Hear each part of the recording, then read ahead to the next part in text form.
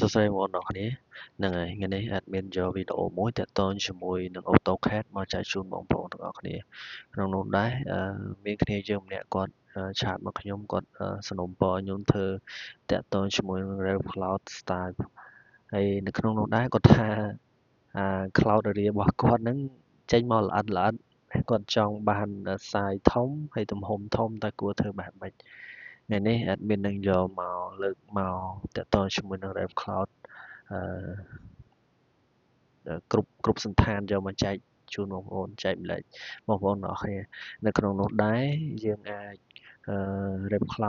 Cloud ទៅលើ Rectangle Freehand Circle or Object something managing ណាច្រើនប្រភេទឥឡូវតោះមិនបាច់ចាំយូរយើងចូលទៅមើលទាំងអស់គ្នានៅក្នុងនោះដែរបងប្អូនភាគច្រើន comment AutoCAD បងប្អូនកុំភ្លេចសង្កេតអាបាខាងក្រោមឧទាហរណ៍ថានេះឥឡូវខ្ញុំគូ Rail Cloud ហ្នឹង comment Rail Cloud ហ្នឹង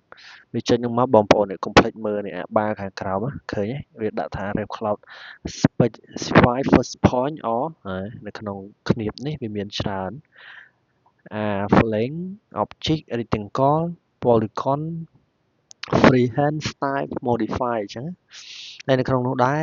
ធម្មតានេះពេលដែល cloud បងប្អូននៅលើធម្មតាជា rectangle មែនអត់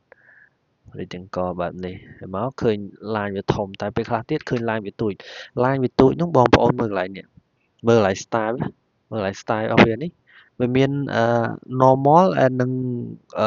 calligraphy នេះបងប្អូនចុច normal line វាល្អិត line វាស្ដើងណាឃើញអត់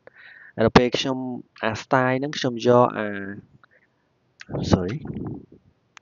អា style ហ្នឹងយើងយកអា calligraphy នេះដល់ពេលយកអាហ្នឹងទៅវាចេញរូបរាងសន្តានធំបែបនេះណាឃើញអត់សន្តានធំបែបនេះសន្តានធំឯងខ្ញុំចង់និយាយលើកម្រាស់បន្ទាត់ណាបងប្អូនឃើញកម្រាស់បន្ទាត់ទេប៉ុន្តែបើសិនជាចង់បានអាទំហំនឹងធំឧទាហរណ៍ថាទំហំកំណោងនឹងធំបងប្អូនចុច Ref Cloud មកបងប្អូនមើលអាកន្លែង A-wall ceiling នេះមានន័យថាហ្នឹងជាទំហំកំណោង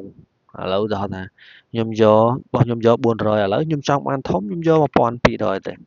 ខ្ញុំយក1200ជាមួយខ្ញុំគូបចិត្តគ្នាឃើញឃើញទីតាំង cloud ឬក៏ផ្ទៃ cloud ផ្ទៃកោងវាធំហ្នឹងគឺតាក់ទងជាមួយនឹងទំហំ cloud ណាតាក់ទងជាមួយនឹងទំហំ cloud ហើយមួយទៀតតាក់ទង object ឥឡូវឧទាហរណ៍ object ខ្ញុំមាន ellipse មួយអីចឹងមកខ្ញុំមានរាង ellipse មួយផ្ទៃ ellipse មួយបែបហ្នឹងមកហើយខ្ញុំមកឥឡូវខ្ញុំជឿ Ref Cloud បងប្អូនមើលកន្លែងនេះមើលកន្លែងពាក្យថា object មានន័យថាយើងយកអា Ref Cloud ហ្នឹងទៅ apply លើ object អញ្ចឹងខ្ញុំ apply លើអានេះចុច yes ចុច yes មានន័យថាវាក្តោបផ្ទៃខាងក្នុងវិញណាបើចុច no ក្តោបផ្ទៃខាងក្រៅចុច object ដែរមកខ្ញុំចុច no មានន័យថាក្តោបផ្ទៃខាងក្រៅខ្ញុំកង់ផ្ទៃខាងក្រៅនេះចុច yes ក្តោបផ្ទៃខាងក្នុងហើយមួយទៀតតើតង sorry